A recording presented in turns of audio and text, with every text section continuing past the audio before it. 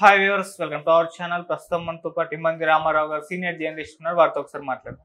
Sir నమస్కారం. Sir నమస్తే బాబు. Sir, సూర్యకాంతం ఈ పేరు వినగానే మనకు గయ్యాలి అత్త అనే పాత్ర మనకు గుర్తుకొస్తూ ఉంటుంది సార్. సూర్యకాంతం గారు ఆ విధంగా అందరి ఫ్యామిలీలో కూడా ఒదిగిపోయారు కూడా.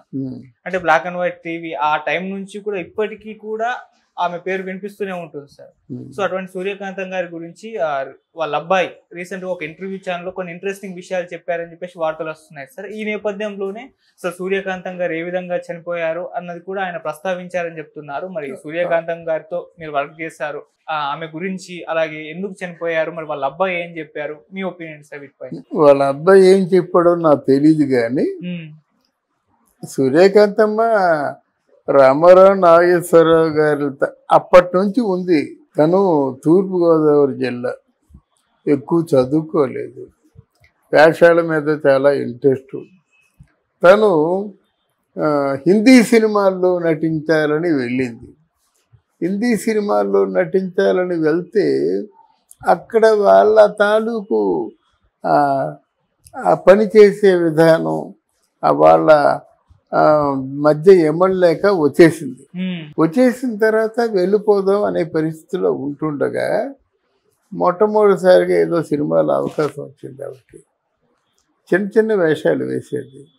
కానీ ఎప్పుడైతే ఈ మొదట్లో సూర్యకాంతమ్మ గయ్యాలి వేషాలు వేయలేదు కొన్ని చిత్రాల్లో, తర్వాత గయ్యాలి వేషం బాగా క్లిక్ అయింది. నేను సంక్షిప్తంగా చెప్తున్నాను. క్లిక్ అయిన తర్వాత ఇంకా ఆవిడ తాలూకు నటనా ప్రభావం ఎంతవరకు ఉందంటే, అటు ఉమ్మడి ఆంధ్ర రాష్ట్రంలో ఆంధ్రప్రదేశ్లో సూర్యకాంతం అని పేరు పెట్టేవాళ్ళే లేరు. జడిసిపోయేవాళ్ళమాట. అయితే అంటే వాళ్ళకి రామారావు గారు, నాగేశ్వరరావు గారు, సూర్యకాంతం వీళ్ళేమో అక్క అక్క అని పిలిచేవారు.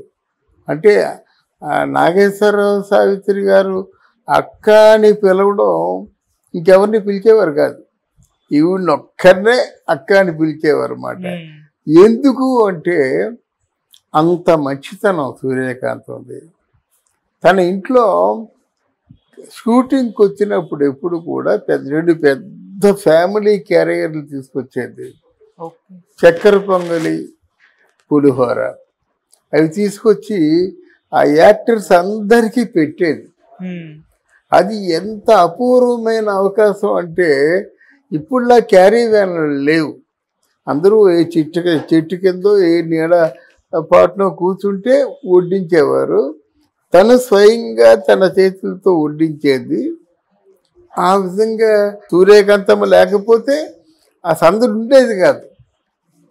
తనకి ఒక చిన్న గ్యాప్ దొరికితే పేకాట ఆడేటువంటి స్వభావం ఉంది. ఎడమ చెయ్యి వాటం, సావిత్రి గారితో కూడా ఎడమ చేతితో వాటం. ఆ ముక్కలు ఎలా పత్తడం అంతా ఎడమ చేతి. చాలా తమాషాగా ఉండేది వీళ్ళిద్దరూ ముక్కలు పంచుతుంటే, చిత్రంగా ఉండేది. తర్వాత ఆవిడ జీవితంలో పెద్ద మలుపు ఏమిటంటే, విజయవాహిని సంస్థ వీళ్ళకి నెలకి ఎంతని డబ్బు ఇచ్చేది. ఎన్టీ రామారావు గారికి కానీ, నాగేశ్వరరావు గారికి కానీ, సావిత్రికి కానీ, సూర్యకాంతమ్మకి కానీ వీళ్ళకేమో నెలకి ఇంత డబ్బు ఇచ్చేవాళ్ళు అన్నమాట. ఏ చేతితో ఒక 500 రూపాయలు నెల వృత్తిగా తీసుకుందో వాళ్ళే అక్కడ నాగేశ్వరరావు గారు, రామారావు గారు ఉంటుండగా గుండమ్మ కథ తానే మెయిన్ పాత్రధారిణి అయ్యి చేసింది. అప్పుడు ఎవరు కూడా అడగలేదు, అడిగే ధైర్యం లేదు.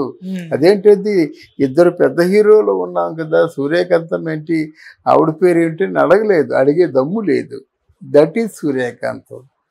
నా సినిమా ఏదైనా బాక్స్ ఆఫీస్ దగ్గర ఫ్లాప్ అయిందా అంటే లేదు, అఖండ విజయం. ఆ రోజుల్లో కమలాకర కామేశ్వరరావు గారు ఆ సినిమా డైరెక్టరు. ఆయనకి ఎంత బ్రహ్మరథం పట్టారో. అంతవరకు ఆయన మీద ఉన్న అపప్రద ఏమిటంటే పౌరాణిక సినిమాలే తప్ప సాంఘిక సినిమాలు తీయలేడు, అంత చేత కాదు అనుకుంటున్న సమయంలో ఒక సోషల్ మూవీ తీసి ఎంత పరాకాష్ఠకు వెళ్ళడం ఆయన్ని కూడా చెప్పుకునేవారు అన్నమాట. తర్వాత ఆవిడకి చాలా ముఖ్యమైనటువంటి నటీమణులు ఎవరంటే సావిత్రమ్మ. సావిత్రమ్మ మాత్రం సూర్యకాంతాన్ని ఎప్పుడు కూడా అమ్మ అమ్మ అని పిలిచేది. అలాగే జమున కూడా సావిత్రిని సొంత అక్కలా చూసుకునేది కదా జమున గారు. అది ఇండస్ట్రీలోకి రాకముందు కానించి ఉన్న పరిచయం. అందువల్ల వాళ్ళిద్దరికి అక్క అంటే ఇద్దరికీ అమ్మ అయింది మాట. సూర్యకాంతమ్మ సావిత్రి గారి తాలూకు సినిమాల్లో నటించడం ఒక్కోసారి వెనకడుగేసేది. ఎందుకు వెనకడుగేసేదంటే రక్త సంబంధం సినిమా చేస్తుండగా సావిత్రమ్మ డైలాగులు చెప్తుంటే ఆవిడ ఉక్కిరి బిక్కిరైపోయి ఏడ్చేసి అలా సొమ్మసిల్లిపోయి డైరెక్టర్ గారు నేను ఇంకా పని చేయలేనండి వదిలేయండి అని చెప్పి దండం పెట్టింది. ఏంటమ్మంటే ఆ కూతురి కష్టాలు చూడలేకపోతున్నాను నేను. ఆ సినిమా అయినా సరే ఇవ్వలేకపోయింది అన్నమాట. అది సూర్యకాంతమ్మ వ్యక్తిత్వం, అది సావిత్రమ్మ తాలూకు నట విశ్వరూపం రక్తసింహ. ఇలా ఉంటుండగా రేలంగి గారి పక్కనే పెయిర్గా నటించింది, రమణారెడ్డి పక్కనే పెయిర్గా నటించింది, ఈవెన్ ఎస్వి రంగారావు గారి పక్కన కూడా జంటగా నటించింది. ఎవరి పక్కన జంటగా నటించినప్పటికి కూడా ఏమాత్రం ఆమె పాత్ర మిగతా పాత్రలన్నింటినీ బతికించాయి. ఆవిడకు ఒక వెసులుబాటు ఉండేది. కేవి రెడ్డి గారు అనే ఒక పెద్ద దర్శక పితామహుడు ఉన్నాడు. వాడు అందరికీ నటన చెప్పేవాడు, కానీ సూర్యకాంతమ్మ సావిత్రమ్మ ఉంటే వాళ్ళకి నటన చెప్పేవారు కాదు. సరే మాకేం చెప్పరా అంటే, నీకు చెప్పడం ఎందుకమ్మా, నీకు చెప్పింది మీరు చేయరు కదా అని ఊరుకునేవారు అన్నమాట. ఆ సెట్లో వాళ్ళు ఏమి చేస్తే అదే నటన, దానికే ఉప్పొంగిపోయేవారు కేవి రెడ్డి గారు. అప్పుడు ఆయన ఎప్రిషియేషన్ చాలా వింతగా ఉండేది. కొత్త వాళ్ళు తెలుసుకోవాలి. ఇప్పుడులా కాళ్ళ మీద పడిపోవడం, మైండ్ బ్లోయింగ్ ఇలాంటివి లేవు. ఆయనకి కేవి రెడ్డి గారికి ఎవరైనా చాలా అద్భుతంగా నటించినట్టయితే 2 బటన్స్ కిందకి తీసుకొని ఇలాగనేవారు, ఇలాగని ఇలా కాళ్ళ మీద కాలేసేవారు.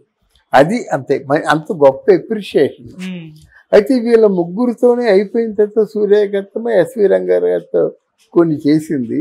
తర్వాత ఆవిడతో కాంబినేషన్ ఎవరు యాక్ట్ చేసే పరిస్థితుల్లో లేరు.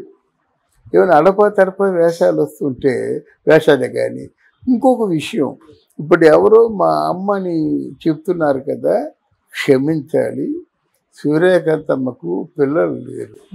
అయితే పెంచుకున్న తల్లే కదా, కంటే తల్లి కాదు, ఆయన అమ్మ అనడంలో అర్థం లేకపోలేదు.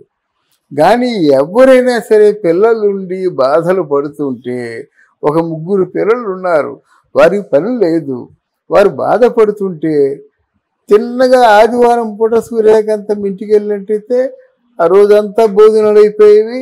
వచ్చినప్పుడు 100, అప్పట్లో 100 రూపాయలు ఎక్కువ, 100-200 ఎక్కేది మాట.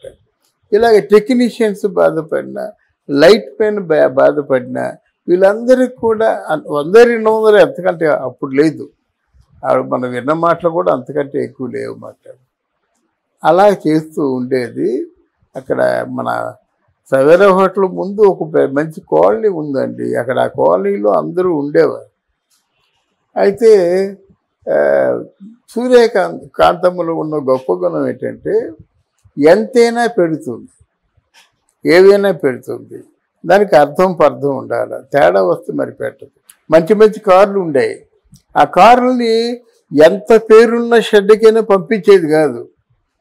వాళ్ళు రమ్మని చెప్పండి, నా ముందు కారు బాగు చేయమని చెప్పండి, ఎంత అయిందో చెప్పండి, నేను ఇచ్చేస్తాను అంతే. అది పెద్ద అలవాటు. ఆవిడ తను ఎవరిని కూడా నమ్మదంటే కాదు, కారు తీసుకెళ్ళి కారు రిపేర్ చేసి వస్తే ఏదో పోద్దని కాదు. తనకి అలవాటు. ఆ కారు రిపేర్ చేస్తుంటే ముందు కుర్చీ వేసుకుని కూర్చోవాలి, ఏదో తింటూ వాళ్ళకి పెడుతున్నావు, అదొక అలవాటు. ఇవి చేసిన జీవితంలో పొరపాటు ఏమిటయ్యా అంటే, ఆవిడకి డయాబెటిక్ ఉంది. డయాబెటిక్ ఉంటే ఆ డయాబెటిక్ గురించి బయట చెప్పినట్టయితే వేషాలు రావు అని చెప్పకుండా మేనేజ్ చేసేసరికి ఆ షుగర్ క్రానిక్ అయిపోయి డయాలసిస్కి వెళ్ళిపోయింది. కిడ్నీకి సంబంధించిన వ్యాధి కదా, చాలా కేర్ఫుల్గా ఉండాలి. కిడ్నీ ఎఫెక్ట్ అయిందంటే కేర్ఫుల్గా ఉండాలి, లేకపోతే ఇంకంతే. డయాలసిస్కి వచ్చారంటే ఇంకా బతకరు వాళ్ళు. ఆ రోజుల్లో 1000 రూపాయలు 2000 రూపాయలు పెట్టి డయాలసిస్ చేయించుకోవడం అంటే చిన్న విషయం కాదు. డాక్టర్స్ కూడా అందుబాటులో ఉండేవారు కాదన్నమాట. అది చెప్పున్నట్టయితే బాగుపడేది, కానీ చెప్పలేదు ఆవిడ. చెప్పకుండానే ఎవరికి సన్నిహితులతో మాట్లాడుతుంటే స్నేహితులు ఏమాత్రం కూడా అనుమానం రాకుండా మేనేజ్ చేసింది అన్నమాట. తర్వాత ఇంకొక విషయం చెప్తాను నేను. కంచి నుంచి చీరలు తీసుకొచ్చినట్టయితే, పట్టు చీరలు కంచి నుంచి చీరలు తీసుకొచ్చినట్టయితే ముందు సావిత్రమ్మ, కన్నాంబ బ్రతుకున్నట్టయితే కన్నాంబ, నెక్స్ట్ సావిత్రమ్మ, 3 సూర్యకాంతం. అందుకే సూర్యకాంతం సినిమాలు చేసే సినిమాల్లో ఇంత బంగారు బోర్డర్ ఉంటుంది. తర్వాత ఆవిడ షరత్ ఏమిటంటే ఆ ఒరిజినల్ నగలు తప్ప ఈ డూప్లికేట్ నగలు ఆవిడకి పనిచేయమాట. అదొక పెద్ద ఆవిడకి అలవాటు మాట. ఎన్ని పట్టు చీరలు ఉన్నాయో తెలియదు మాట. అందరినీ తన బిడ్డల్లా చూసుకుంది. ఎవరిని కూడా తెలియదు. సావిత్రమ్మ కొంచెం ఎక్కువ. జమున కొట్టడం కాదు, జమునకి చనువు ఎక్కువ. ఎందుకంటే సావిత్రమ్మ సంస్కారభరితంగా మాట్లాడేది. జమున అలా కాకుండా తీసి పారేసినట్టు, ఏం చేస్తున్నా ఇలా మాట్లాడేది అన్నమాట. అందుకని ఏంటి నీకు పొగరు, మొదటి నుంచి జమునకు పొగరే. అందువల్ల అంతేగాని జమునను కొట్టడం కాదు. సావిత్రమ్మ స్మూత్గా ఆవిడ మాట్లాడుతుంటే విని మైమర్చిపోతాం, ఈవిడ మాట్లాడుతుంటే చిరాకేసి వెళ్ళిపోతాం అన్నమాట. అదే తేడా. అది అటువంటి వ్యక్తి అందరికీ బాగా నచ్చిన వ్యక్తి. ఏ రోజు కూడా ఎవరిని కూడా వేషం అడగని వ్యక్తి, ఏ అప్లికేషన్కి వెళ్ళని వ్యక్తి. తర్వాత సినిమా ఇండస్ట్రీలో మొదటి నుంచి కూడా ఉన్న వ్యక్తి. 4 తరాల ఆర్టిస్టుని చూసింది ఆవిడ. అర్థమైందా? తర్వాత ముఖ్యమైన విషయం ఏంటంటే ఆవిడ ఒక జడ్జిని పెళ్లి చేసుకుంది. అది అనంతకాలంలోనే వైధవ్యం వచ్చేసరికి సూర్యకాంతమ్మ జీవితం ఇలా పరిణమించింది. కానీ నిజానికి మళ్ళీ ఇంకొకసారి తెలుగు చలనచిత్ర పరిశ్రమలో మరో సూర్యకాంతం రాదు.